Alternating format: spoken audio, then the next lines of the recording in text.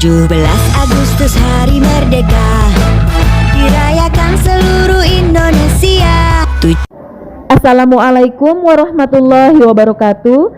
Salam jumpa kembali dengan saya A.A. Sulastri, calon guru penggerak angkatan 11 dari Kecamatan Keramatwatu, Kabupaten Serang, Provinsi Banten. Pada kesempatan kali ini, saya akan menyampaikan aksi nyata modul 1.4 tentang penerapan budaya positif. Assalamualaikum warahmatullahi wabarakatuh. Waalaikumsalam warahmatullahi wabarakatuh. Ya, pertama-tama saya ucapkan kepada Allah Subhanahu wa Ta'ala yang mana telah memberikan kesehatan kepada kita semua, sehingga kita semua bisa kumpul di aula kelas ini yang sederhana dalam keadaan sehat walafiat. Oke, selanjutnya saya ucapkan terima kasih kepada ibu guru dan juga beserta anak-anak murid yang luar biasa yang telah memberikan waktunya kepada saya. Ya, baiklah. Tujuan kita berkumpul di sini yaitu untuk membahas aksi nyata tentang disiplin positif. Ya, disiplin positif ini akan kita terapkan di sekolahan kita. Nah, disiplin positif tidak akan terlaksana dengan baik kalau tidak ada kerjasama dan kolaborasi antara siswa dengan guru, dengan kita semua ya Ibu. Gitu. Oke, jadi sebelum kita tahu arti disiplin positif, ternyata di sini ada perubahan paradigma. Apa sih perubahan paradigma? Perubahan paradigma yaitu suatu keyakinan atau kepercayaan yang mendasarkan seseorang dalam melakukan segala tindakan. Kemudian apa sih tujuannya? Tujuannya adalah pembelajaran berpusat pada siswa, di mana siswa aktif terlibat dalam proses pembelajaran. Kedua, yaitu mengembangkan kreativitas, kolaborasi, komunikasi, serta pemecahan masalah. Ya. Sesudah perubahan paradigma, kemudian barulah di sini ada disiplin positif. Ya, siswa-siswi yang ada di sini apakah sudah melaksanakan disiplin positif? Sudah. Ya, ibu bapak gurunya, kita ajarkan kepada anak-anak untuk melakukan disiplin positif. Ya, oke. Apa sih artinya disiplin positif? Disiplin positif yaitu cara mendidik anak tanpa menggunakan hadiah atau ancaman dan dianggap lebih baik daripada memarahi atau memukul siswa. Betul ya. Jadi di sini ibu guru sebelumnya apakah sudah melaksanakan disiplin positif? Apakah masih pemberian hadiah ketika anak nakal atau ketika anak sudah berprestasi? Apa yang ibu lakukan? Ada yang memberi hadiah. Kalau ada anak nakal, apakah masih dipukul sama ibu guru? Tidak. Apakah langsung dimarahi? Tidak. Ya, jadi di sini kita semua adalah tujuannya untuk belajar bersama dan juga kerja sama untuk menerapkan disiplin positif. Nah, apa sih tujuannya? Tujuan menerapkan disiplin positif yaitu mengajarkan tanggung jawab. Ya. Tanggung jawab kepada siapa? Tanggung jawab kepada anak murid kita. Terus menanamkan motivasi. Motivasinya untuk siapa? Untuk guru serta untuk murid-murid juga. Ya. Terus yang terakhir yaitu membuat pilihan yang bijaksana. Jadi siswa di sini belajar untuk mandiri, untuk membuat pilihan yang bijaksana. Ya. Nah, jadi kita semua terapkan disiplin positif ini di dalam sekolah kita, di dalam kelas kita. Nah, semuanya disiplin positif ini tidak akan berjalan dengan baik kalau tidak kita kita terapkan kalau tidak kita saling bekerja sama. Itu ya. Selanjutnya yaitu ada memotivasi perilaku manusia. Ya, tentunya ibu guru tahu ya apa itu arti motivasi ya. Motivasi itu adalah suatu kata-kata atau tindakan untuk menggerakkan ya. Menggerakkan siapa? Menggerakkan seseorang, mau guru maupun murid, agar orang tersebut yaitu bergerak dan mendapat motivasi sehingga dia memiliki kehidupan yang lebih bijaksana, yang lebih baik lagi ya. Itu. Selanjutnya setelah kita disiplin positif, memotivasi perilaku manusia, selanjutnya yaitu kebutuhan dasar manusia ya. Kebutuhan dasar manusia di sini ada 5 menurut Johnson ya. Apa itu? Yang 5 itu satu, kebutuhan bertahan hidup. Nah, kebutuhan bertahan hidup di sini yaitu kebutuhan manusia, baik itu tentang makanan, rumah sakit, ya, kesehatan, perlindungan keamanan, pakaian. Nah, itu termasuk kebutuhan bertahan hidup. Nah, selanjutnya yaitu kebutuhan dasar manusia, kasih sayang dan rasa diterima. Nah, kasih sayang dan rasa diterima yaitu rasa diterima di dalam kelompoknya maupun di dalam kelas, di dalam sekolah ataupun di dalam lingkungan masyarakat ya. Selanjutnya kebutuhan manusia itu selanjutnya penguasaan. Apa sih penguasaan? Penguasaan itu contohnya seperti dia mengaku di dalam kelompoknya bahwa dia adalah siswa yang berprestasi ya. Selanjutnya kebutuhan dasar manusia yang keempat yaitu kebebasan. Apakah siswa-siswi di sini sudah merasa bebas? Apakah ibu gurunya merasa bebas? Sudah ya. Jadi semua orang memiliki kebebasan. Kebebasan itu yaitu untuk memiliki pilihan masing-masing ya. Pilihan apa? Pilihan cara mengajar atau pilihan siswa mau pilih pelajaran mana yang paling menyenangkan, itu pilihan ya. Selanjutnya yaitu yang terakhir, kebutuhan dasar manusia yang terakhir yaitu kesenangan ya. Kesenangan apa? Kesenangan kalian, kesenangan ketika kalian bercanda.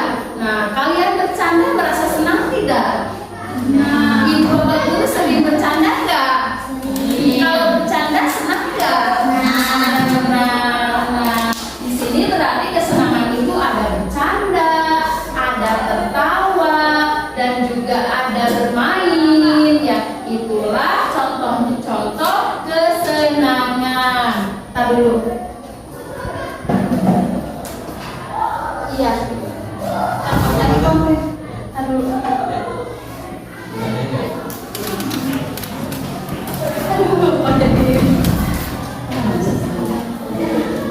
Oke. Jadi disinilah ya masa-masa tadi yang sudah saya uraikan adalah kebutuhan 5 kebutuhan dasar manusia. Yang pertama adalah bertahan hidup, kedua adalah kasih sayang, rasa diterima, ketiga adalah penguasaan, keempat kebebasan, kelima adalah kesenangan. Di antara kebutuhan dasar manusia ini yang 5 ini, menurut ibu guru yang paling penting mana?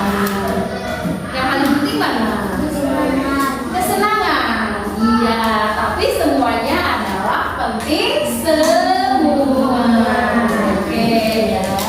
Terus selanjutnya di sini ada posisi kontrol restitusi ya. Posisi kontrol restitusi di sini ada 5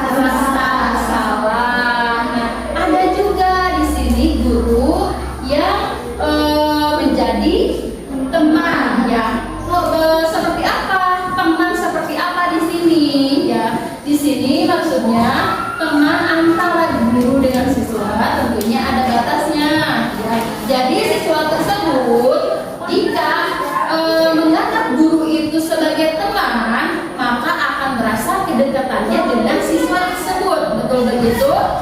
Betul begitu? Apakah ibu pernah melakukan sebagai teman? Nah, bagus ya. Jadi boleh di sini ibu guru di sini boleh melakukan sebagai pengurus, bisa membuat rasa bersalah, bisa juga sebagai teman ya, atau pemantar atau manajer. Kalau menurut saya ya guru-guru ya dan anak murid ya, menurut saya tindakan guru yang paling bagus itu menurut saya itu sebagai manajer. Kenapa? Karena manajer itu dia memfasilitasi semua murid agar mereka menjadi seseorang yang lebih baik lagi.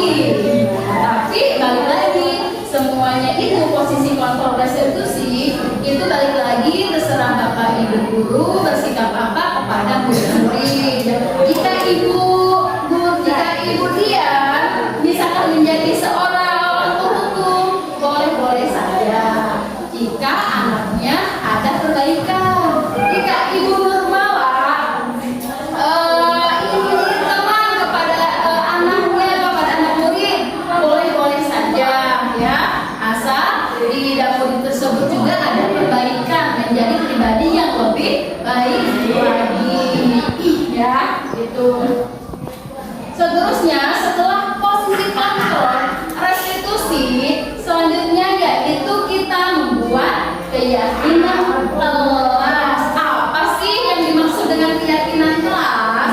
Keyakinan kelas adalah sebuah metode untuk menerapkan disiplin positif di sekolah. Tujuannya untuk apa? Tujuannya yaitu untuk membantu siswa untuk berkembang serta menjadikan individu yang bertanggung jawab. Oke, coba kemudian apakah sudah membuat kesepakatan di sekolah di kelasnya? Alhamdulillah sudah ya. Ibu Desi, ya. Ibu Desi apakah sama sudah membuat keyakinan kelas di kelasnya? Sudah juga. Ibu Nurmala sudah ya. Murid-murid apakah sudah membuat kesepakatan kelas di kelasnya? Sudah ya. Jadi apa sih? Ada yang tahu? Coba keyakinan kelas di kelas kalian salah satunya apa saja? Betul, menghormati guru. Terus peduli dan empati, benar juga. Menjaga kebersihan dan kerapihan. Ya, ada lagi? Ada lagi? Berani mengungkapkan pendapat. Oke, berani mengungkapkan pendapat. Ibu Desi apa? Keyakinan kelasnya? Iya, membantu teman ya. Berarti kita harus saling membantu teman ketika mendapatkan masalah. Jadi jangan kita cuek ya. Kita jangan cuek kepada teman satu kelas ataupun teman yang di luar kelas kita ya. Jadi itulah keyakinan kelas yang telah guru dan murid sepakati di dalam kelas masing-masing. Ya, alhamdulillah ya, ternyata di sini ibu gurunya sudah membuat keyakinan kelas, kesepakatan kelas bersama murid-muridnya. Dan murid-muridnya juga alhamdulillah tadi juga udah membuat kesepakatan ya. Dan alhamdulillah kalian juga sudah hafal tentang kesepakatan kelas yang telah kalian buat sendiri bersama ibu gurunya ya.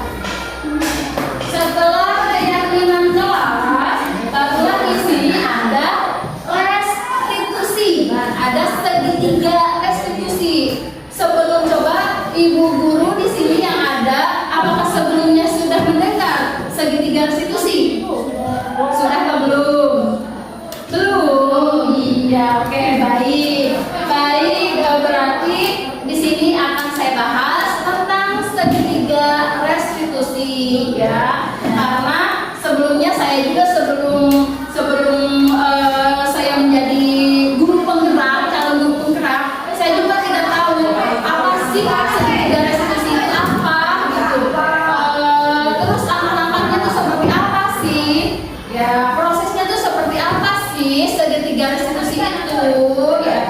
ternyata di sini segitiga itu sih adalah sebuah proses yang membantu siswa memperbaiki kesalahan mereka sehingga mereka dapat kembali ke kelompoknya dengan karakter yang lebih kuat. Nah, apa sih langkah-langkahnya? Di sini langkah-langkahnya ada 3. 1, menstabilkan identitas. Kedua, validasi tindakan yang salah. Terus yang ketiga adalah menanyakan keyakinan. Ya, oke. Sekarang saya bahas nih satu-satunya satu-satu tentang menstabilkan identitas ya. Menstabilkan identitas di sini yaitu ada pertanyaan. Semisal namanya siapa? Hanifah. Hanifah telah melakukan kesalahan di dalam kelasnya. Dia tidur. Nah, di dalam kan kesepakatan kelas kita yang telah kita buat itu jangan tidur di dalam kelas. Tapi Hanifah tidur dalam kelas. Berarti Hanifah sudah melanggar kesepakatan tidak? Melanggar ya. Nah, kalau sudah melanggar kesepakatan berarti kita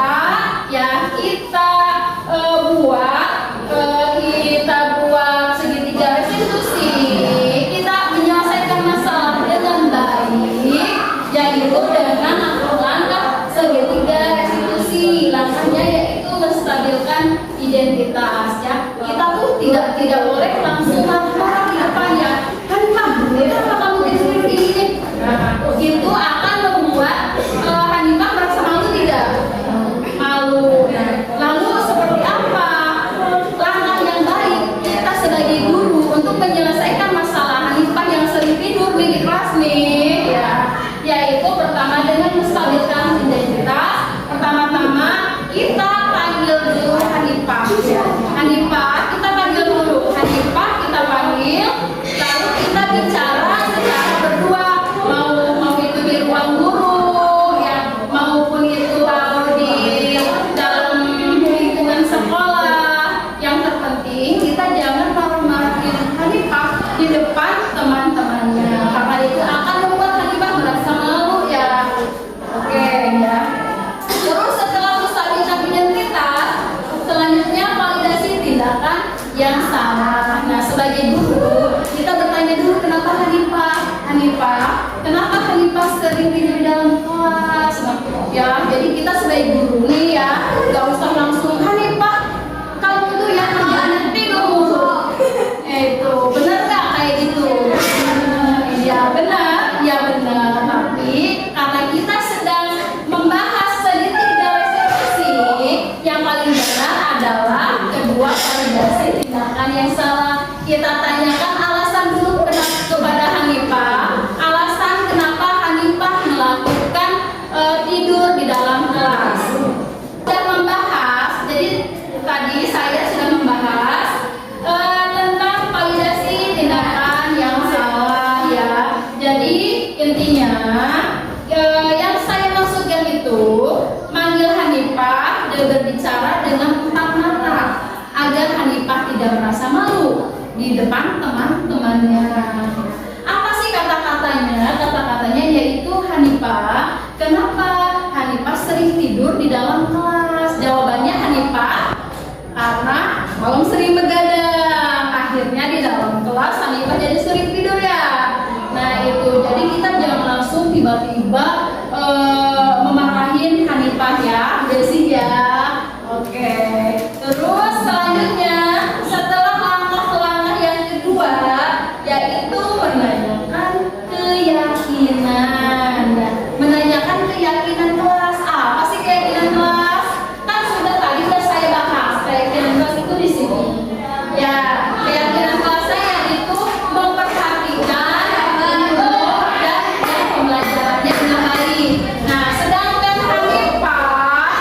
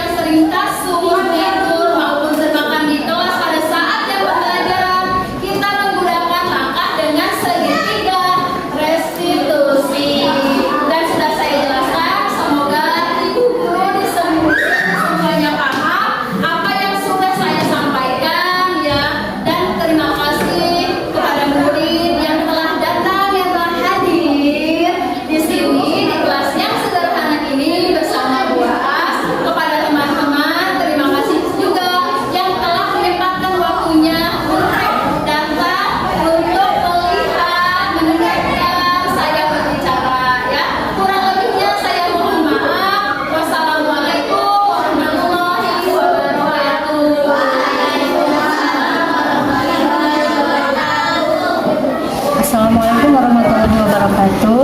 Perkenalkan, nama saya Intan Nurmita, guru bimbingan konseling. Saya teman sejawat dari Ibu A. Sulastri, CGP Angkatan 11. Dalam kegiatan ini, saya sangat tertarik untuk menerapkan budaya positif di sekolah. Salah satunya dengan membuat keyakinan kelas. Seperti yang sudah disosialkan oleh Bu Aas, alhamdulillah banyak perubahan yang terjadi, baik itu untuk rekan-rekan guru serta untuk peserta didik. Hal ini nantinya akan mampu menciptakan suasana pembelajaran yang lebih aman, nyaman, serta menyenangkan untuk anak-anak. Terima kasih kepada Bu Aas yang sudah mau membagikan praktik baiknya kepada kita semua, sehingga kita bisa menerapkan budaya positif di sekolah dan bisa menjadi lebih baik lagi.